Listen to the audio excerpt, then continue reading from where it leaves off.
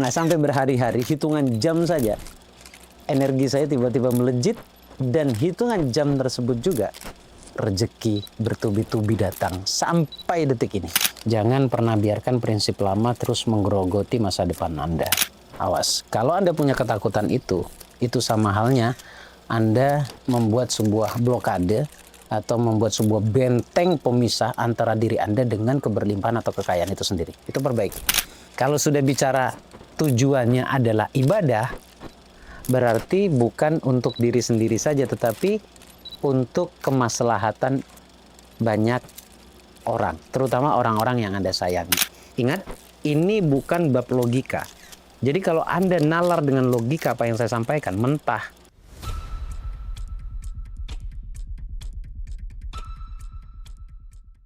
Assalamualaikum warahmatullahi wabarakatuh. Video baru lagi kita. Kali ini suami istri tolong merapat, duduknya agak rapat, pantengin video ini sampai selesai. Kalau Anda mau kaya, wallahi Anda akan kaya kalau Anda lakukan beberapa poin yang mau saya sampaikan.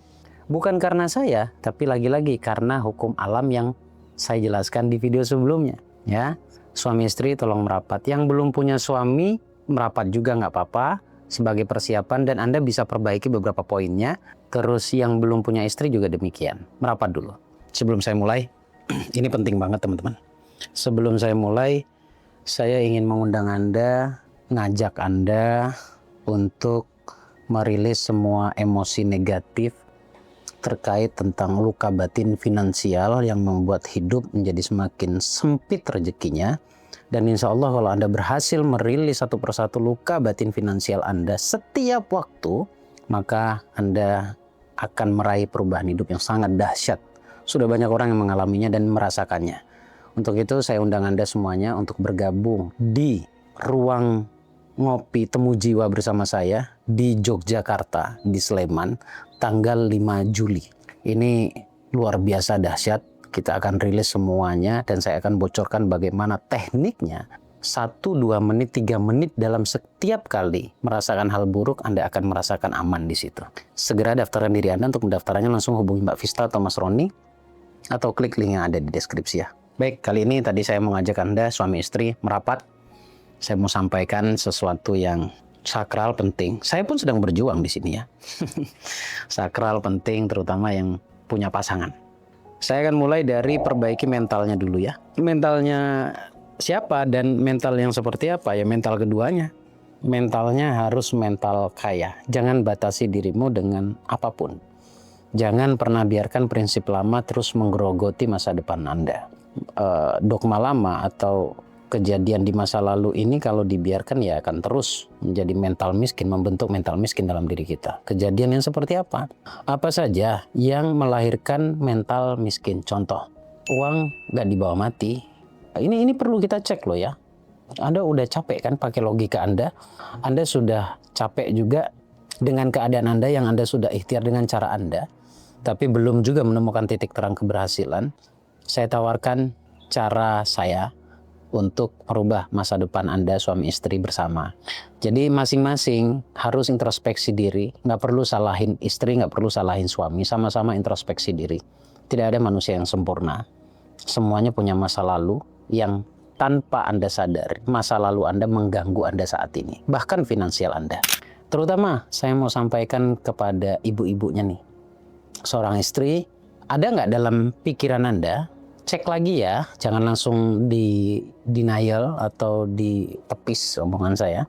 Cek lagi sekali lagi, ada nggak di batin Anda wahai ibu-ibu yang sifatnya ketakutan kalau suami nanti kaya banyak duit, dia akan selingkuh?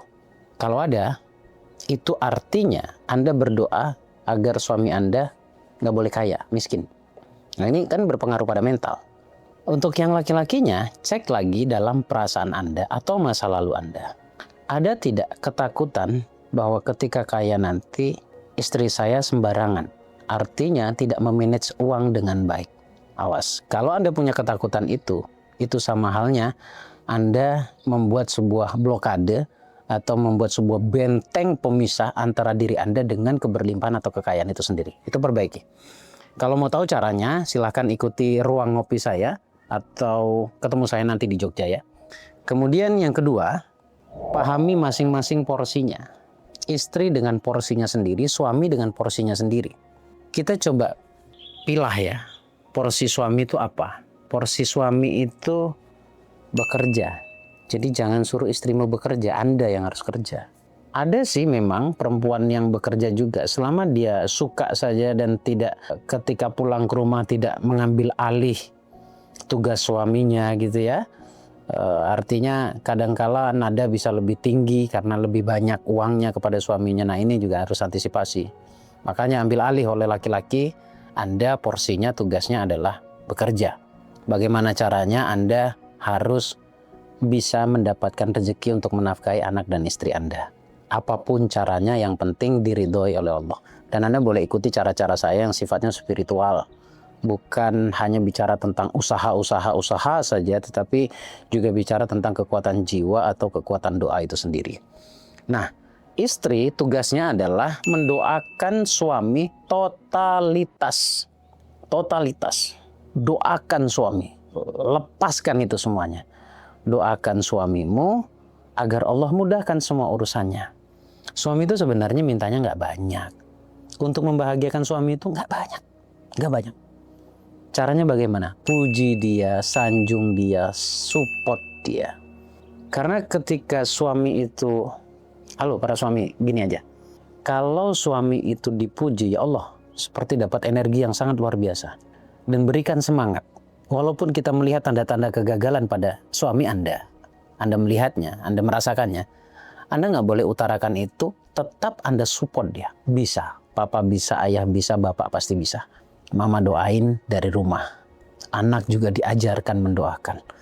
Di sini saling cinta, saling kasih, saling sayang, ya, saling support.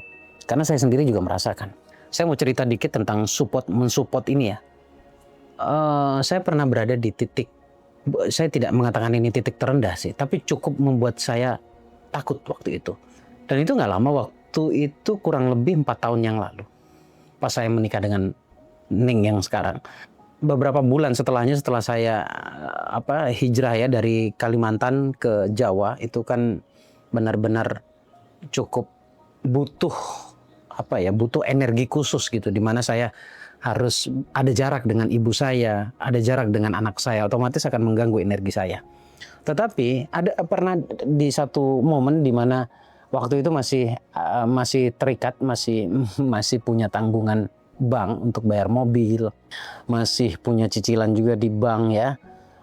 Sampai pada akhirnya saya buat konten hampir 300 juta, nggak sampai 2 bulan hutang saya lunas. Ada di video sebelumnya ya, di YouTube saya ada. Nah, kala itu saya benar-benar drop itu. Saya ingat banget itu habis Isya. Drop banget.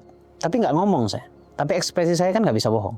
Ya Allah, saya nggak tahu harus ngapain lagi. Tanggungan sebegini banyak. Ya Allah, kasih saya semangat, kasih saya energi, ya Allah, kasih saya solusi. Itu di batin saya cuma begitu saja. Tapi tiba-tiba dari belakang istri saya dekap.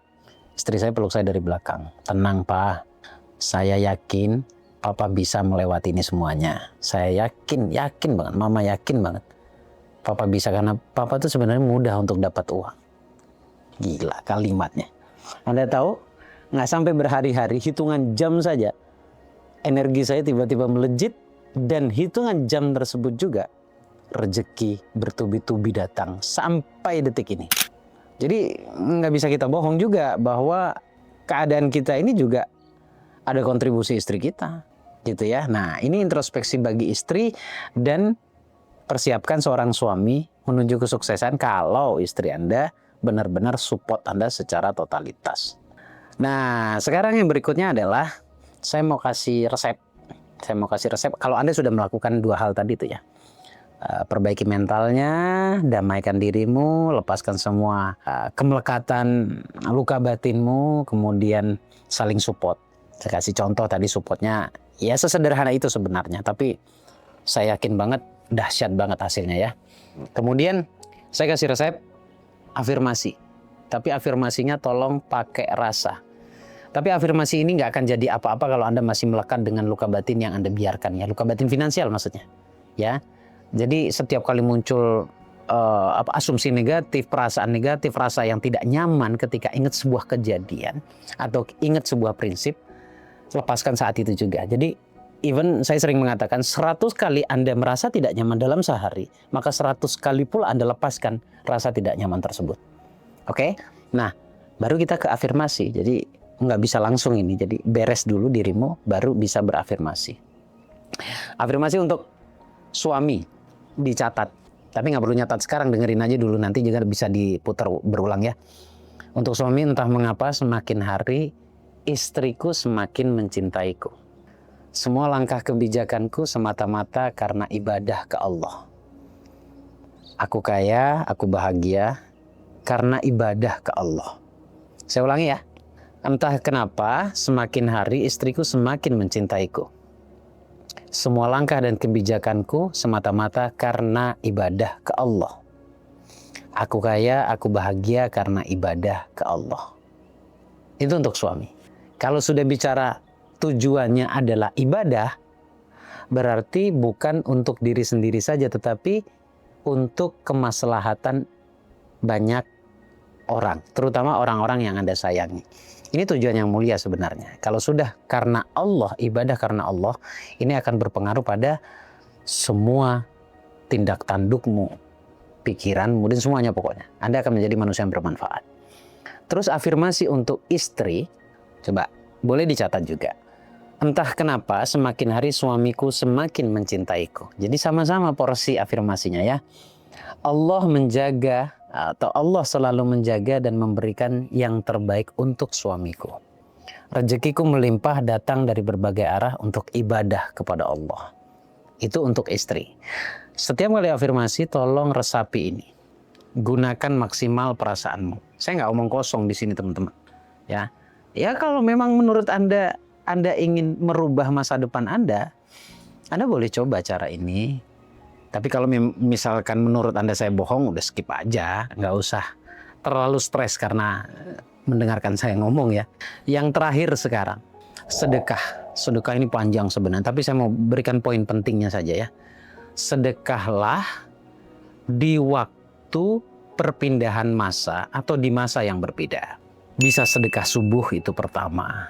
Perpindahan masa kedua itu ba'da duhur. Kemudian menjelang asar. Coba pilih 3 waktu ini. Ya, memang pada dasarnya semua sedekah waktu kapanpun sedekah itu bagus memang. Tetapi ada rahasia di perpindahan masa ini teman-teman. Ada rahasia yang sangat besar. Ternyata di perpindahan masa itu malaikat berkeliaran di sekitar kita dan membawa doa-doa kita. Oke? Kemudian sedekah prioritas. Prioritasnya kepada siapa? Pastikan kepada orang-orang terdekatmu. Tidak hanya dekat fisik tetapi dekat emosionalnya juga. Dekat fisik itu ya orang tua, dekat emosional itu guru, dekat lagi mungkin kerabat dekat Anda, dan mulai dari orang-orang terdekat ya. Insya Allah itu akan bermanfaat. Nggak banyak. Kalau Anda tidak mau 10%, 5%, tapi konsisten. Karena begini, kalau misalkan nanti Anda dengan prinsip konsisten di 5%, ketika ada rezeki 100.000, berarti kan cuma 5.000 ya. Bagaimana kalau 1 juta? Ya 50.000. Bagaimana kalau 10 juta? Ya 500.000. Artinya kan tidak besar. Tetapi semakin Anda menjaga konsisten Anda, nanti akan meningkat dengan sendirinya rezeki itu. Ingat, ini bukan bab logika. Jadi kalau Anda nalar dengan logika apa yang saya sampaikan, mentah dan muntah gitu ya. Jadi kembali ke diri Anda masing-masing. Tugas saya adalah membantu menyampaikan apa yang saya ketahui. Tugas saya adalah membantu memberikan nasihat sepanjang saya tahu dan saya pahami sendiri. Terima kasih teman-teman. Semoga bermanfaat. Suami istri yang raket ya.